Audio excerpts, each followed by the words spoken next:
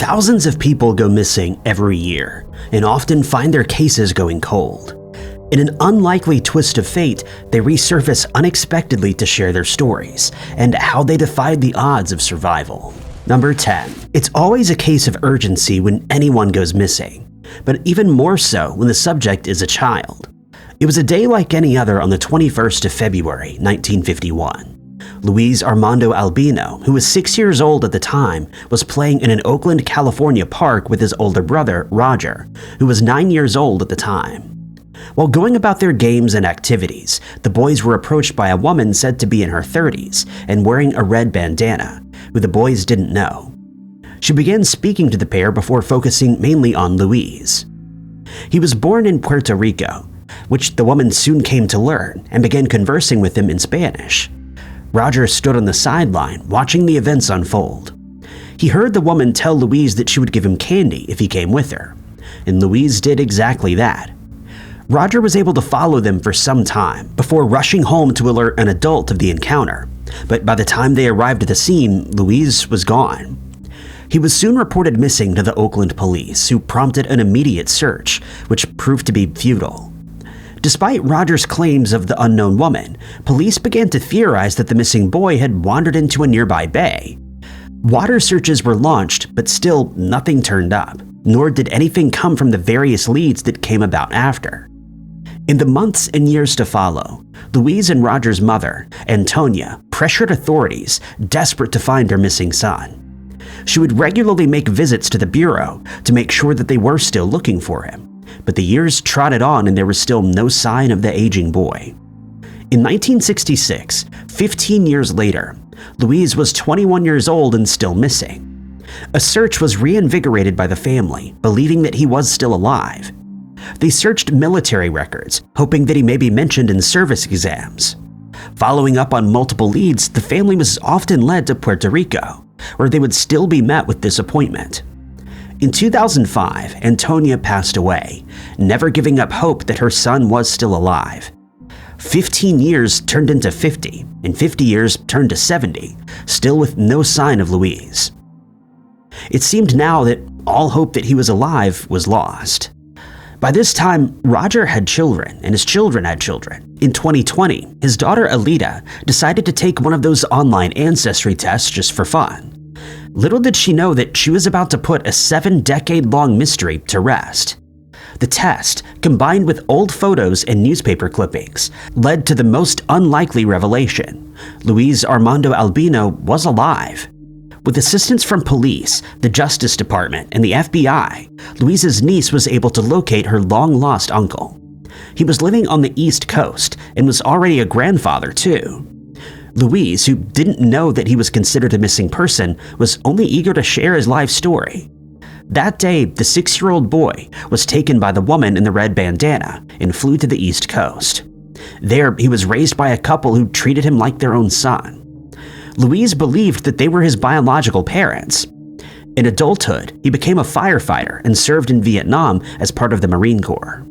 In 2024, Alita took Roger to visit his long-lost brother. After so many years, they were finally reunited. Number 9. Christine Carter met Nicholas Francisco, a seemingly perfect match in art school. The two almost immediately fell in love, and by 2001 they tied the knot. They would go on to have 2 children and settle in Seattle. In 2008, a third baby was on the way, and Christine was a stay-at-home mother while Nicholas worked as an art director. The pair were living quite the fairy tale life. That was until the 13th of February when their life came to a screeching halt. It was that day that Christine would find herself stuck in a waking nightmare. Earlier that morning, her husband kissed her goodbye and was off for work. As he walked out the door, he promised to be home in time to make cookies with his young daughter. The little girl was excited about the cookie baking activity and waited hours for him to come home. At 6 p.m. that day, Nicholas phoned his wife, telling her that he was on his way home, but he never arrived. By 9 p.m., the worried mother put the children to bed and promptly dialed 911 and reported her husband missing. The concerned woman, who knew her husband quite well, was met with a daunting response. It's not illegal for an adult to go missing. This insinuated that her husband may have taken off of his own accord, but Christine was not convinced and didn't believe that Nicholas would just abandon his family. The following morning only instilled more fear in the mother's stomach, and she enlisted the help of family, friends, churchgoers, and concerned members of the public. The entire community stopped what they were doing to help search for Nicholas. His boss even closed a department to assist too. Donations and home-cooked meals also flooded into the Francisco family home, as Christine spent much of the evening scouring the streets. For 6 days, there were no signs of the missing man, until a passerby happened upon a strange sight. It was the 28-year-old's vehicle that had been parked at an apartment complex. It was abandoned, and there was no sign of Nicholas or his cell phone. Investigators began trying to get a hold of his phone records, but were denied authorization since there was no evidence of a crime. Often, missing men don't gain much media attention, but Christine made sure that her missing husband remained in the public eye. She appeared on Nancy Grace and America's Most Wanted, keeping the story alive. Weeks turned into months, and fear turned into desperation, with no sign of Nicholas. Eventually, police began suspecting the mother of 3, believing that she may have harmed the missing man to scam the public and accept monetary donations. Christine denied such accusations and claimed that she didn't care about the money. Investigators then decided to question co-workers and Nicholas's supervisor, who claimed that he was in a good mood on the day that he vanished. After searching his office, investigators would soon be led back to the initial conclusion. Nicholas had left of his own free will. They discovered that he'd created many dating profiles on several dating sites and was looking to meet women under the handle of Funtime Steve. From here, they would only make things worse for Christine, who would have her fairy tale life shattered before her eyes. As the story unfolded, it was found that Nicholas was funneling money into a secret account, which he would use to take out other women while claiming to be working late. These revelations cleared Christine of any involvement in her husband's disappearance. Heartbroken, she filed for divorce and went on with her life. She was left with thousands of dollars in student loan debt and was forced to move into a crowded basement apartment. The following year, she remarried and had another child. Things began looking up for Christine, whose ex-husband was still missing. In 2009, though, she would receive a phone call that would shatter her world again. Nicholas was alive and well. It turned out that he opted to part ways with her and live a double life under the legal name of Alex Martin.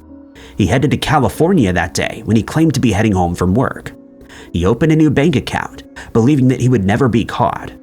In 2010, the very much alive Nicholas was tracked down in Los Angeles, but no revelations were made as to why he left his family behind. Christine, who spent months searching for her husband, pressuring authorities, and maintaining hopes that her prince would return, was forced to move on with her life. She became a happily married mother of 4, an author, a mentor, an artist, and a small business owner. Number 8. It was August of 1998, a school day for 14-year-old Natasha Ann Ryan. The Australian student from Rockhampton, Queensland, was dropped off at North Rockhampton State High by her mother. After this, she'd be forced to report her daughter missing, sparking one of the most notable missing person cases in Australian history. Her unforeseen vanishing came at a time of numerous well-publicized disappearances that were found to be affiliated with Leonard John Fraser, who was active in his homicidal spree.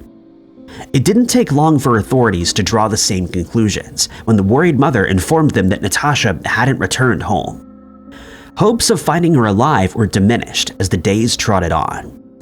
Exhaustive searches were undertaken for her, but the police and local emergency service volunteers found no signs of her. They did, however, discover that just a month before Natasha went missing, she'd run away with the aid of her 22-year-old boyfriend, Scott Black.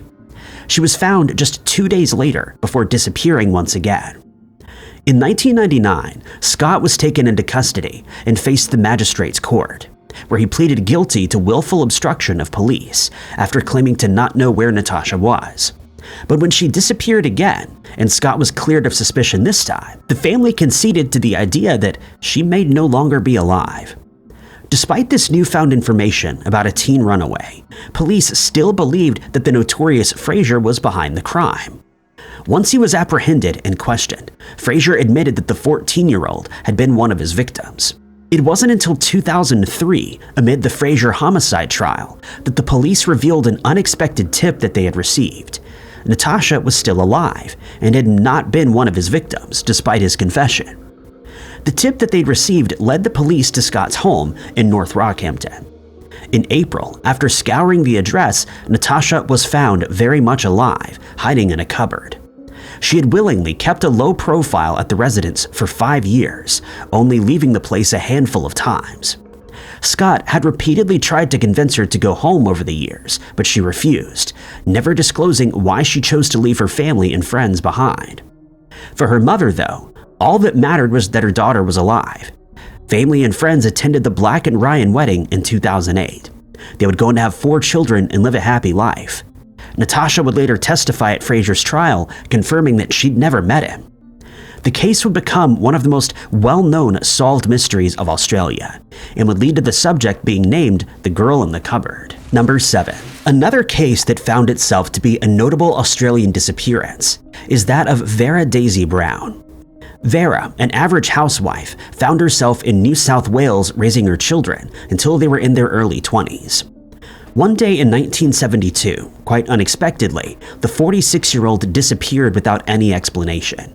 Her children, Gwen and Ray, knew that she was on a lengthy vacation with an unknown mystery man who was said to be from Brisbane. They just met a month prior to the vacation, and he promised her the world. Vera fell head over heels for the man and agreed on the months-long holiday. No one knew that this vacation, though, would lead to one of the longest-running missing person cases that left family, friends, and the police confused for decades. While Vera was on a trip with the mystery man, she began sending some very confusing letters to her family regarding her whereabouts. So at first, they weren't too concerned. But one day in November of 1972, the vague letters ceased. Concerned, the children headed over to the local police department and reported their mother missing. They weren't convinced that their loving mother would just up and leave them, and hoped that the police would be able to locate her. But with no leads or identification on the Brisbane man, the case went cold. Vera Daisy Brown was gone. The hope of ever seeing their mother again dwindled in the children, who dreamed that she'd be found safe. The years began to flood by, and the 1900s dispersed into the 2000s. Police persistence, though, led to an unexpected ending in the story. In 2004, a lead took them to a residence in Adelaide. There, they met a woman and asked her if she was Vera Brown, and the woman denied this. But when the police returned in search for clues in an effort to confirm their hypothesis, the woman this time admitted to her identity. In an unlikely twist in the story, after decades of being missing, Vera was finally found. She was alive, safe, and ready to tell her long-awaited story. It turned out that the mystery man who promised her the world had also roped her along through a string of lies. It turned out that he had told Vera that they were debt collectors after them, a lie that was enough to convince the woman to stay away from her family. The Brisbane man, identified as Les Kindle, was now deceased, and convinced Vera that they had to go into hiding, and that they did. Over the next 32 years, the couple would continuously change their identities and avoid the police. It wasn't until Kindle passed away that the truth would be revealed to the missing mother. There were no debt collectors after them. The lies led to Vera missing out on a large portion of her children's lives. That being said, Gwen and Ray were just glad that she was safe.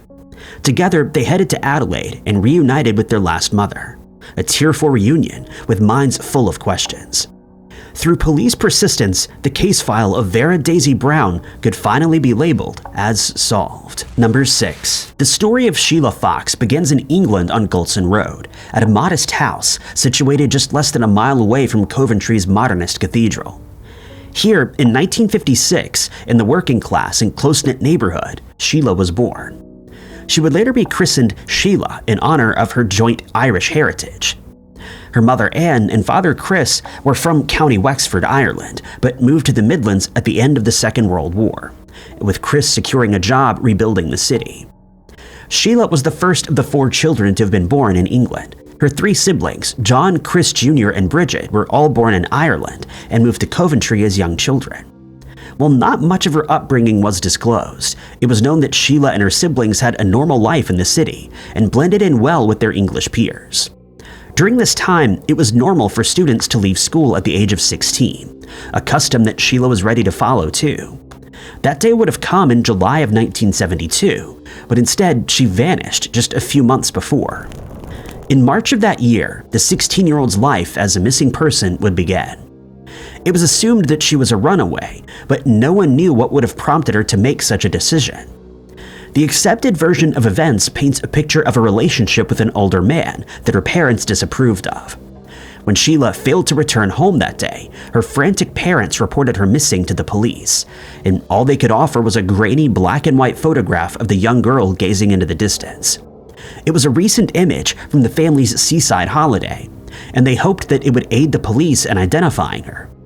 The authorities, though, found no leads that could lead them to Sheila's whereabouts, stumping the community and her family. Questions circulated in hushed tones around the city, as many wondered what happened to the young woman. All that they knew was that she was gone. Life didn't freeze in the moments that Sheila was missing, and it was found that all of her siblings, traumatized by her vanishing, had moved away. They headed to Delta, British Columbia, and began a new life, where they attempted to put Sheila behind them. The case would find itself thrown together with the rest of the cold cases until new inquiries into the old disappearances brought it back to the top of the pile in 2022. While paging through the very brief summary of the disappearance, the black and white grainy photographs fell out. Investigators decided to put the very blurry, almost illegible image on their social media, hoping that someone knew something. They knew it was a long shot since the 16-year-old had disappeared over 50 years ago, but they had to try.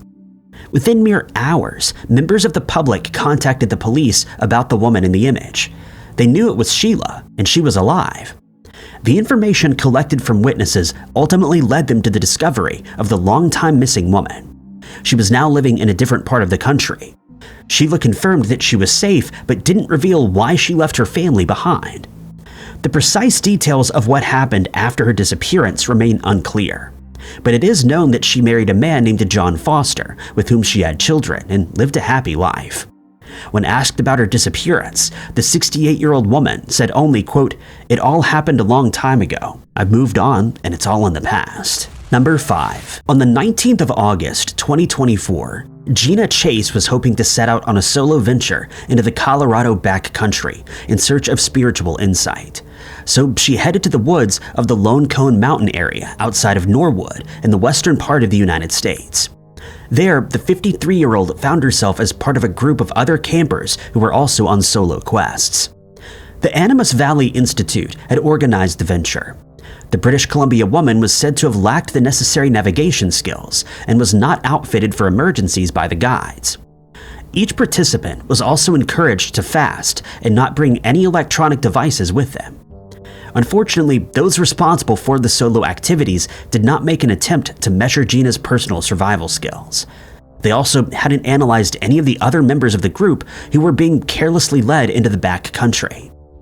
Every year, hundreds of hikers, campers, explorers, and members of the community become lost in dense forests and national parks, a large portion of whom are never seen again.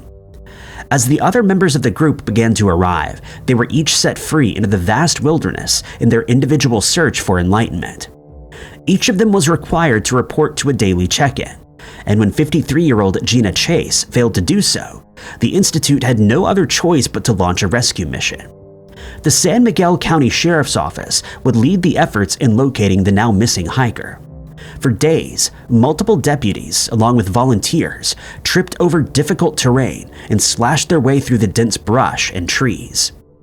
Aircraft resources were soon deployed, and canine search units scoured the ground, but there was no sign of Gina anywhere, or her day pack that contained an emergency blanket, a whistle, water, and a power bar. As the days drew on, the hope of ever finding the missing woman began to dwindle, and fears were at an all-time high. It was day 5, and Gina was out of food by then, with search and rescue volunteers readying themselves for another day of climbing the rough terrain, in hopes that they would find something. Just as they were about to leave, they were unexpectedly intercepted by a woman. It was Gina, and she was excited to share her story of survival, proclaiming that she'd rescued herself. While lost in the woods, Gina spent 4 nights by herself and built 2 different shelters to ensure protection. She also used a filtration system that she made from charcoal and moss, using water from a small pond nearby. She also survived on a small stash of emergency food. From where Gina had set up camp, she could see the helicopters and planes searching for her overhead. She also noticed that the number of aircraft began to drop as the search continued, instilling the fear that they would give up on her. On that 4th night, Gina sheltered herself from a disturbing thunder and lightning storm, an experience that led to the decision to retrace her steps the following day. On the 19th of August, she decided on a direction and set out to find her way back. Landmarks soon became recognizable, and Gina was eventually able to find her way to a familiar trail, one that led her back to the base camp. Everyone was relieved that she emerged alive, safe and uninjured. She explained that during her adventure she became lost and had taken a wrong turn. When trying to correct that turn, she took another wrong turn, eventually being swallowed by the forest. Despite not being an experienced survivalist, Gina made it out alive after being encouraged by the fact that her time was running out. Number 4. Many soldiers who fought in the wars and battles over the decades have been left missing in action. In such instances, the worst is often assumed. Many questions have been left in the wake of missing army members. Were they taken as prisoners of war? Had they made it out alive and relocated? Or did they meet a tragic and unfortunate end when serving their countries? These were the questions asked in the case of Ishinosuke Uwano. Born in October of 1922, the Japanese man would later become a soldier. After securing his position in the Japanese Imperial Army, Uwano would find himself stationed in the Japanese section of Sakhalin Island at the end of the Second World War in August of 1945. In 1958, Uwano's family had last seen him in Sakhalin, but they'd lost contact with him after that. With no signs of the missing soldier, he and many others were declared deceased in 2000 as victims of Japan's war. Uwano, though, was not among the deceased soldiers, and in 2006, he made unexpected contact with the Japanese embassy in Ukraine. Using a Ukrainian passport and wearing a traditional Ukrainian hat over his gray hair, Uwano returned to Japan, eager to see his family, visit his parents' graves, and see the traditional cherry blossom trees. It turned out that after the war in 1965, the Japanese soldier decided to relocate 90 miles from Kyiv in Ukraine. He also married there and went on to have 3 children. The area became his homeland, and he resided there voluntarily for 6 decades. At the time that he returned to Japan, Uwano was 83 years old. He hugged his brother, Ushitaro Sadate, who was 80. He also reconnected with his 2 younger sisters, who were 75 and 70. Uwano met more relatives, including his 4 nephews, aged between 52 and 62. Upon his arrival in Tokyo, Uwano revealed that he'd not spoken Japanese for 60 years, and that the first thing he'd like to say was konnichiwa. The government believes that there are at least 400 former Japanese soldiers who survived the Second World War and are now living in the former Soviet Union, 40 of whom have been positively identified but prefer to live out their newfound lives. There exists much interest in Japan and the plight of the former soldiers who never made it back home. Number 3. Christopher Thomas Knight was born in Maine in 1965 and graduated from Lawrence High School in Fairfield. While at the Sylvania Technical School, he completed his electronics course, which led him to a job where he installed house alarms across Massachusetts. Christopher had an emotionless upbringing. While he had good parents, stoicism was the norm, and he was known to be a loner. For reasons unknown, the young man's life was bound for a strange turn. One day in 1986, Christopher left his job, which he'd been growing increasingly dissatisfied with, and decided on a road trip through the South instead. He then abruptly headed back to Maine and only stopped when his car lost gas. The then 20-year-old stopped his Subaru on the roadside of rural Maine, tossed his keys onto the console, and walked off into the woods without a compass or so much as a map. Even though their son never returned home, Christopher's parents didn't report him missing, and neither did any of his siblings. Not knowing if he was alive or even safe, the Knight family went on to live their lives. No inquiries into his whereabouts were ever conducted. Christopher was simply gone. It turned out that this was precisely how he wanted it to be. The disappearance was no accident, but it wasn't planned either. It was an impromptu decision that led to a 27-year-long mystery. On the 4th of April in 2013, a game warden, Sergeant Terry Hughes, arrested the longtime missing man after catching him stealing items from a nearby camp in the dense wooded area surrounding North Pond. At the time of his arrest, the now 48-year-old had a bag of potato chips, marshmallows, and $395 in cash, which had been stolen from cabins and camps. The story of his disappearance was exceptional. He'd not been the victim of a kidnapping, and he hadn't lost his way either. Chris wanted to live a secluded life in the woods. That day, his car ran out of gas, so he hopped out of it and set out for a life in the woods. For weeks, he drifted south, stealing food from gardens as he went. He was in search of a hidden area, a place where no one would find him. Eventually, he found it, the perfect spot nestled cozily in the dense forest, shielded by large boulders. Just across from this site was a pond with dozens of local summer cabins. It's extraordinary that he was able to survive as long as he had, since the winters in Maine were particularly bitter, with temperatures dropping as low as -25 degrees Fahrenheit. During this time, Christopher would pace around the camp, trying to keep himself warm. He also took regular cold sponge baths and often shaved his beard and cut his hair. To avoid being detected, the hermit would never build any smoky fires and would instead use a propane camp stove for cooking and melting snow, which he used for drinking and bathing. When heading over to the cabins on the other side of the pond in search of food and supplies, Christopher would make use of a canoe. This was done in the early hours of the morning, a time when his silhouette would make him nearly invisible on the open water. When returning the canoe, he would dust it with pine needles, making it look abandoned and unmoved.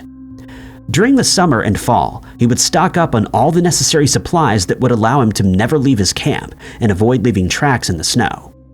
In the 27 years of living as a hermit, Christopher stole many items, including blankets, a coffee pot, books, magazines, pans, propane tanks, spatulas, sleeping bags, a garden hose, and much more.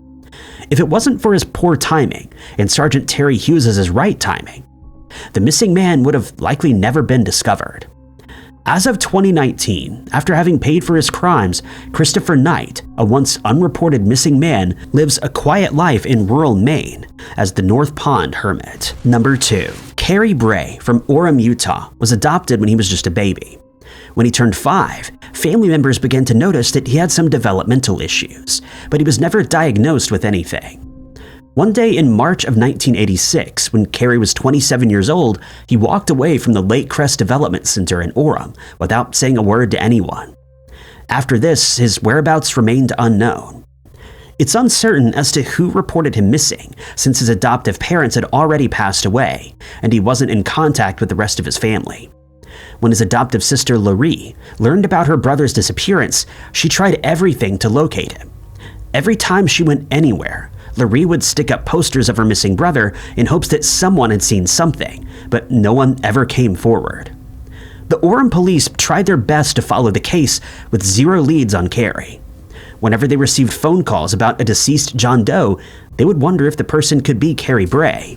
None of them ever were, and the case just hung around for years. Eventually, Laurie stopped calling the Orem Police Department, as she had done ritually, having heard no updates and assuming the worst. Carrie was listed as a missing person on the volunteer organization website, the Doe Network, with a picture and a brief description. Information on the site included the day he disappeared, where he disappeared from, and that he was classified as endangered and missing. No descriptions as to his height, weight, or clothing were detailed because no one knew much about him. And again, years went by without anyone knowing what happened to Carrie, leaving many confused by his sudden disappearance. Time seemed to fast forward 21 years to the summer of 2007. In July of that year, a tractor accident at a ranch in Texas attracted the attention of authorities. A man who was working at the ranch had crashed one of the tractors, leading to an insurance investigation. The investigator wanted to learn more about the man and typed his name into the search bar, and that name was Carrie Bray. When the investigator searched the name, the results came back, revealing that the man on the tractor was a missing person who had disappeared 21 years ago. After so long, no one would have expected that this individual would be found safe and well, since he was unable to live by himself and was dependent on constant care. It turned out that before he stepped out of the Lake Crest Development Center door, he told the employees there that he wanted to become a cowboy. And it seems that's exactly what Carey decided to do. Number 1. 45 minutes away from Vancouver is the suburban town of Port Coquitlam. It was here that Robert Pickton owned a pig farm that would later play a role in the accusations made against him. Pickton was born in 1949 into a dysfunctional family who had a reputation for being unsavory. The family lived in pig excrement, which the brothers were forced to shovel regularly. While Pickton was still in his teenage years, the family moved to a farm, which he later acquired. In his adult life, he continued on as a pig farmer and became a butcher too. But there was more to the life of Pickton, who would become known as the Butcher, a notorious Canadian slayer who took the lives of many women. Between 1995 and 2001, it's believed he'd taken the lives of at least 26 women from Vancouver's downtown east side. Once he was finally captured, the Butcher would confess to committing as many as 49 homicides. The first ever victim was initially believed to be Wendy Louise Allen, who vanished on the 30th of March in 1979. Wendy was 33 years old when she went missing from Vancouver. She would find herself listed as a missing person with the RCMP. Not much is known about her life, where she grew up, or about her family. The circumstances surrounding her disappearance also remain unclear. All that was known was that Wendy was gone. As the case of the Butcher came to light, authorities began looking into old cold cases of missing women in the area, concluding that Wendy must have been one of the victims. But much to everyone's surprise, this was not the case. In 2006, 27 years after being reported missing, the RCMP's Missing Woman Task Force unexpectedly located Wendy. She was alive and living under a different name in Ontario. Even though she'd been located, her disappearance remained an enduring mystery. The 60-year-old told the task force that she did not wish to re-establish contact with her relatives, and she went on to live the rest of her life. The reason for her disappearance remains unknown to this day. Upon her discovery, the former missing Wendy asked that the RCMP withhold the news that she was alive. This thought-to-be victim's discovery made international headlines amid Pickton's trial. It was never disclosed if Wendy and the Butcher ever crossed paths, but when she learned of the axe and the other missing women, there's no doubt that Wendy was grateful to have evaded him. Thank you guys so much for watching. If you liked this video, be sure to hit that like button. Also, don't forget to subscribe and click that notification bell to keep up to date with all of our future uploads. But my name is Ty Knotts, and I'll catch you guys in the next video.